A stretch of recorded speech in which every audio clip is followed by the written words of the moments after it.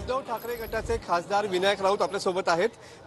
खासदार साहेब, महाविकास आघाडीचा जागा वाटपाचा तिढा जो आहे किंवा जागा वाटप केव्हापर्यंत पूर्ण होईल, काय अंदाज सांगू शकाल? बघा, इंडिया आघाडीच्या जागा वाटपामध्ये कोणताही तिढा नाही आहे. असलाच तो सोडवण्यासाठी महत्वाची भूमिका बजावणारे संजय राऊत साहेब सक्षम आहेत. पण इंडिया आघाडीचा जागा वाटप अत्यंत चांगल्या पद्धतीने झालेलं आहे. 2-3 जागा ज्या आहेत त्यासाठी माननीय उद्धवजी, माननीय शरद पवार साहेब आणि माननीय नाना पटोले हे बसून त्याच्यावर मार्ग काढतायत. बरोबर आहे. पण महायुतीचा काही तिढा सुटत नाहीये. आज जी दिल्लीमध्ये बैठक होती ती सुद्धा या ठिकाणी रद्द झालेली आहे.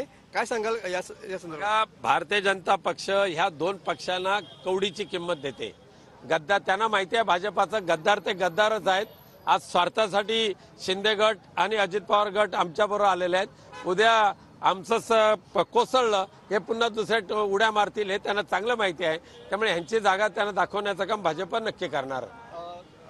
भास्कर जाधव यांनी काल पक्षातलं षडयंत्र या ठिकाणी सांगण्याचा प्रयत्न या ठिकाणी केला.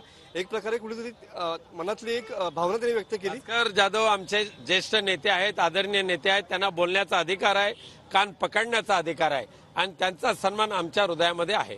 पण ज्या पद्धतीने त्यांनी आरोप केले कुठेतरी खतखत मनामध्ये त्यांच्या अजिबात खतखत नाही. त्यांचा स्वभावच आहे तो, जे असेल तर स्पष्ट बोलून टाकायचं.